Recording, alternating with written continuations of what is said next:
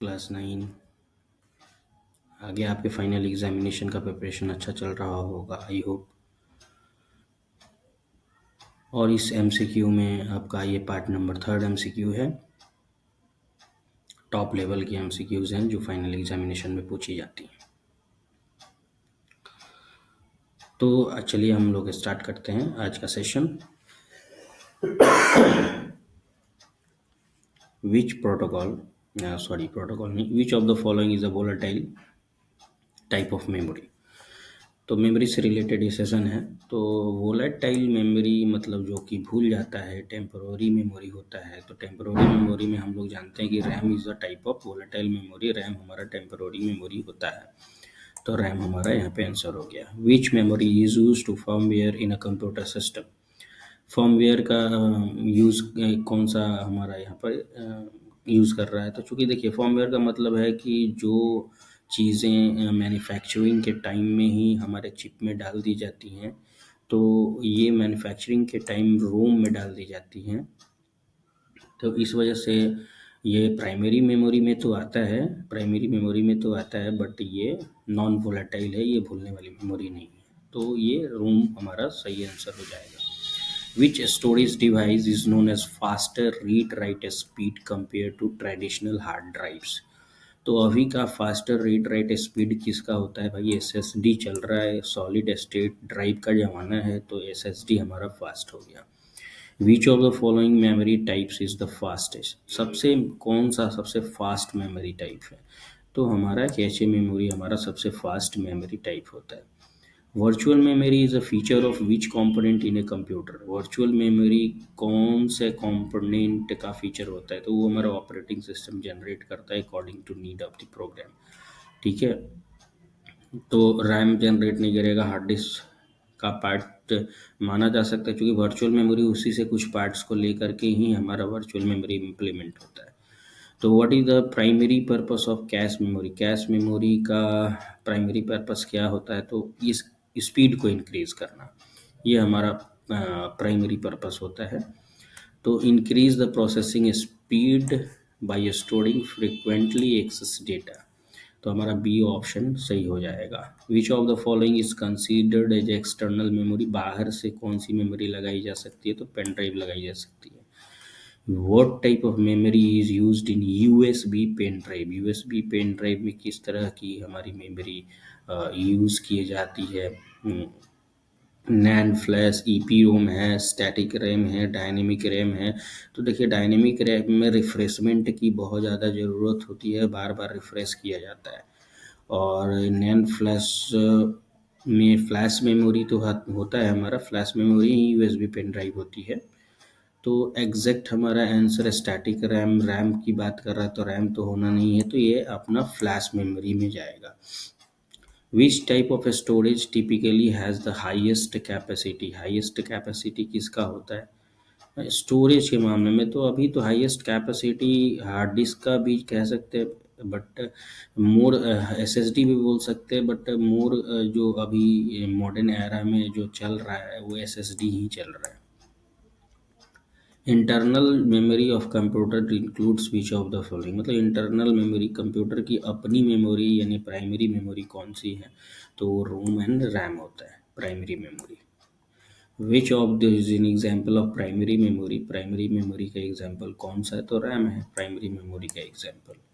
What is the main difference between RAM and ROM. RAM and ROM में तो RAM क्या है? Valid volatile है, रोम क्या है? नॉन वोलेटाइल है। तो सीधे सीधे ये पढ़ लीजिए कि RAM is a non volatile, तो ये उल्टा हो गया ना, रैम इज वोलेटाइल और रोम इज नॉन वोलेटाइल। ये हमारा डिफ्रेंसिएशन हो गया।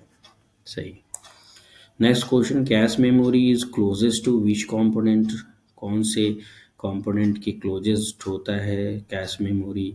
तो प्रोसेसर, रैम, जीपीयू तो कुछ होता नहीं, तो हार्ड डिस्क के क्लोजेस्ट होगा। Which the storage technology is use in SSDs. SSDs में कौन सा स्टोरेज, टैप स्टोरेज यूज किया गया क्या? नहीं। ऑप्टिकल लेयर्स, मैग्नेटिक डिस्क भी नहीं। फ्लैश मेमोरी यूज़ की गई है क्या? तो इस पे हमारा थोड़ा सा हम लोगों को अगर डाउट होता है तो हम लोग इस डाउट को दूर करते हैं कि आखिर इसमें क्या होगा। तो इसकी डाउट को दूर करने के लिए फ्लैश मेमोरी है, नैंड फ्लैश है। तो जैसा कि पहले भी मैंने बताया कि नैंड फ्लैश होगा और फ्लैश मेमोरी होगी।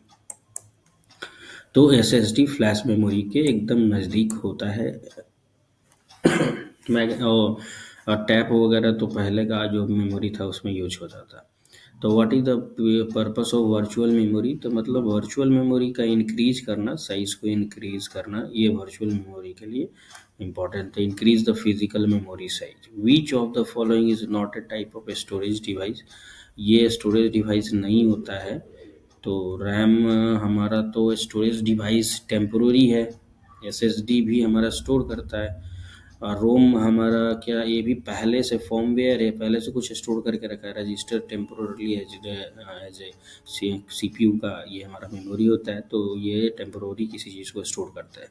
तो रोम हमारा स्टोरेज डिवाइस में नहीं आएगा। क्योंकि रैम भी, रोम इसलिए मैं कह रहा हूँ क्योंकि रोम में हम नहीं स्टोर करते ना, हम नहीं स्टोर करते। वो फर्मवेयर है, वो वहाँ से स्टोर होकर के आता है, यानी कि जब मैन्युफैक्चरिंग के टाइम में वो स्टोर करके आता है, तो हम स्टोर नहीं करते। बट रैम अगर है तो हम कोई भी की प्रेस करते हैं तो जब तक हम सेव नहीं करेंगे वो रैम में रहेगा।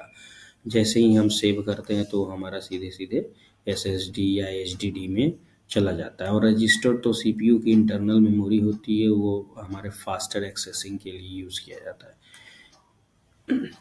External hard drives are typically connected to computer via which interface?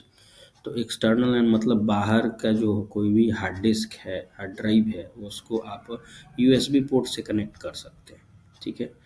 Which memory is typically soldered on to the motherboard in a modern laptops? तो अभी इंटरनल एसएसडी आ रहा है। Which distinguish SSD and STD, मतलब differentiation कर रहे हैं।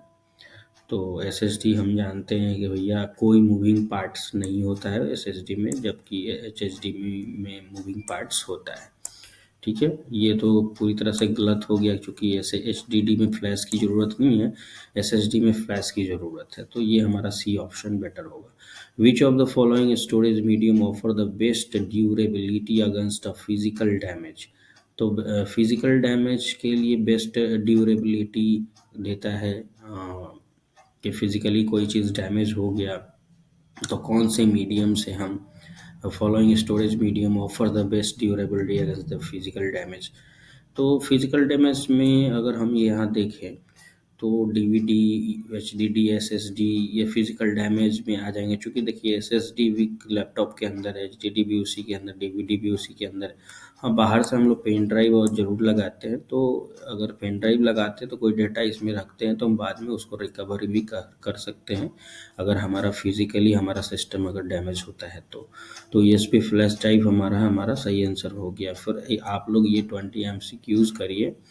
अगर किसी तरह का प्रॉब्लम हो, किसी तरह की मेरे से भी त्रुटि हो सकती है, तो कोई गलतियां हो तो आप लोग ज़रूर बताएंगे और कमेंट करेंगे। हम लोग फास्ट वे में ये सारा एमसीक्यू कर रहे हैं। लास्ट में मैं यही बोलना चाहता हूँ कि सभी लोग देख तो रहे हैं लेकिन कोई भी सब्सक्राइबर्स सब्सक्राइब नहीं कर रहे हैं और देखने का सब कोई लुफ्त उठा रहे हैं। तो कृपया इसमें ये बात अच्छी नहीं है, आप लोग सब्सक्राइब भी कर दें। Okay, thank you. फिर नेक्स्ट सीरीज में हम लोग मिलते हैं कल टॉप लेवल के एमसीक्यूज के साथ। Thank you all of you.